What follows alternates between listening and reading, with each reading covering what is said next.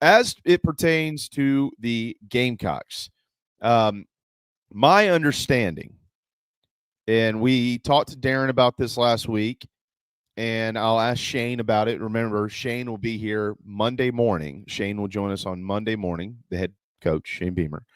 And we will, I'll address it with him again. But my understanding, and I sent a text just to confirm this, but I haven't received one back just yet, is that Rousul Faison is full go. If he is declared ineligible, then he obviously it stops in its tracks. Where whatever he's doing in that moment, it's over. Um, but my understanding is that he is full go. And Shane Beamer, his exact quote was, he has a full workload moving forward. So he will very much be a part of things while it's all in flux and things of that nature. They are obviously prepare like he will be playing for the Gamecocks this season, and then we'll see what happens. I haven't obviously had a lot to say about it because there's just a process, and the way it was explained to me a couple of different times from, I mean, I've got a good source on this, a really good one, and the word procedural continued to come up. Procedural. I also, by the way, was told that the NCAA, well, people are going to hear this differently, and I got it, has been fine to work with on South Carolina's side. They haven't given the Gamecocks a ton of problems or something like that. Now, it's been thorough and it's been procedural and all those type things, but it's not like they have been trying to stand in South Carolina's way. So, in reading between the lines, again, we'll talk to Shane, and he's not going to say more than anything that he said, other than maybe clarifying the practice stuff. My belief is, Phil, that with so many different schools involved in this, that the issues are coming from the outside in.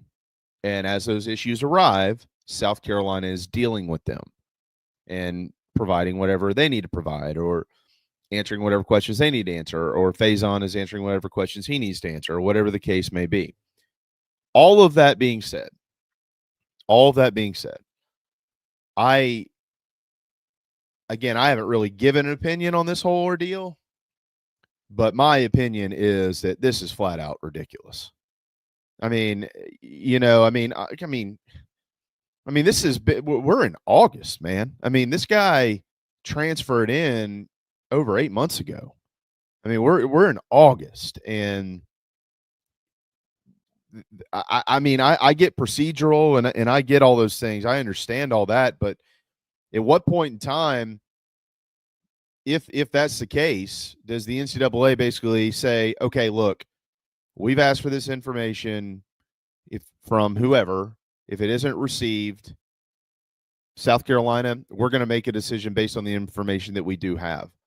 I'm not of the belief that this kid should be held hostage one way or another by somebody that no longer has anything to do with his football career.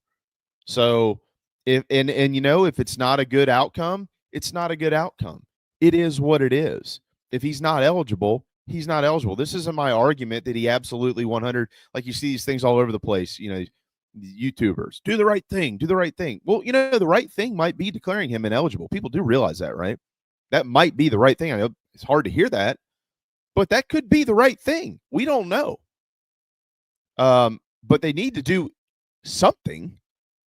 And somebody, the football team, the player, everybody needs to be able to move on from this. So I was kind of holding out hope that we would have a decision before the first day of camp. I know that South Carolina just a couple of weeks ago really thought that they would have one, and then they really thought, look, the NCAA knows that we open camp on this date.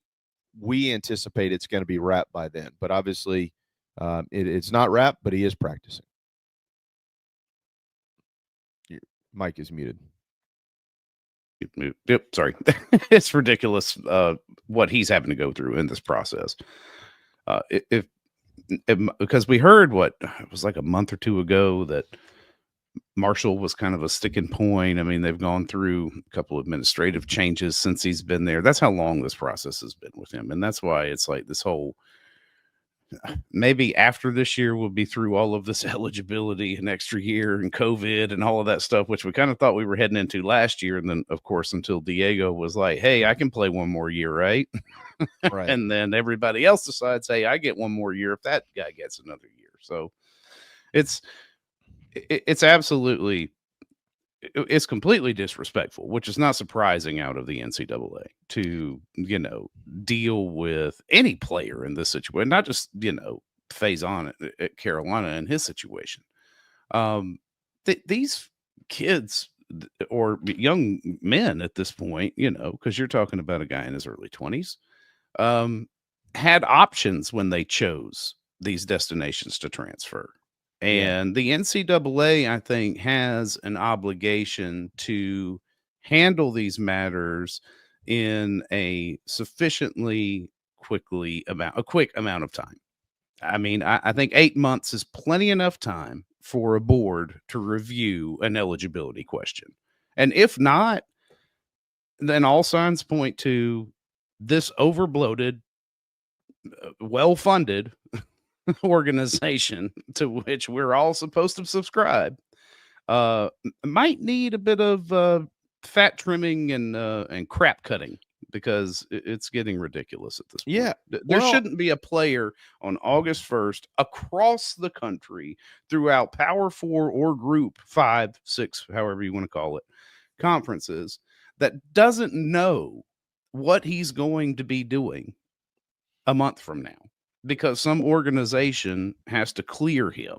It's absolutely ridiculous. Well, and I'll say this on his behalf. Look, anytime something negative happens with any player or any program in the country, everything always falls publicly, the criticism, on the shoulders of the NCAA. And I'm not saying that people are wrong for criticizing the organization. They obviously have done plenty to earn that criticism over the years. But I also want to be fair to this conversation on my end. This is just me personally. I'm not telling anybody how to think or how to feel. I'm not going to disagree with anybody if they disagree with me. I don't think anybody's wrong here. If this is a situation where the NCAA is essentially working as a facilitator, which they are, they are facilitating and interpreting information, okay, to make a decision on this young man. If in that facilitation process, I sound like an attorney, believe me, I'm anything but if in that process it has been held up by somebody else, okay, and that's where transparency is kind of key in issues like this. But if this whole thing is because they are waiting on school B or school C or school A or whatever the case is, or somebody made a mistake and then they had to go back and rectify that mistake, and then they had to do this and they had to do that. If this whole thing is hung up elsewhere, and again, the NCAA is just waiting to accept the information, to be able to interpret the information, and it ends up negatively for Rousul Faison in any way, shape, or form. He's not eligible to play. He, because of lack of reps or something like that, ends up, getting beat out basically on the depth chart because they just weren't able to see him enough. Whatever. These are the things that are easily turned into lawsuits in today's day and age. Lost wages, et cetera, et cetera. Now, I'm not saying like that's where this is going, or I personally, I wouldn't even want to see anything like that. I'm pretty tired of lawsuits. I feel like there's a new one every day. I don't like talking about them, and therefore generally we don't.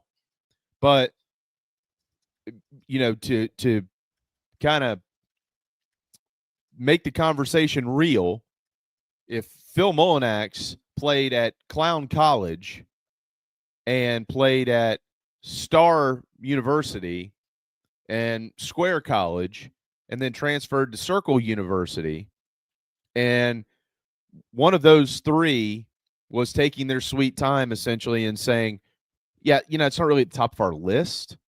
Or, man, yeah, I guess we did send you the wrong things. We'll get to that. And it's affecting this kid, and it's affecting you as a player, then you and your attorney and your family, y'all got a decision to make as to whether, you were granted a release. You're not there anymore. It's not like you've got a non-compete, like the rest of the world. Like, I can't go out and, there was a time in my life where I couldn't go out and work for another company after I was gone at ESPN because of a non-compete. Right? So that's not what we're talking about here. No, hey, we're separated. We're gone. It's over. And so if that's the case, and you are affecting the future of what I am capable of doing and prepared to do, could be some legal stuff that ends up coming from this. But that's just going way down the highway there, probably, hopefully in the wrong direction. And, South Carolina continues to be, and it's not just hopeful, like they feel pretty confident about it. But anytime it drags and drags and drags, you're going to get a little apprehensive. Things could get a little dicey. And so they're just going to continue to deal with it. So anyways,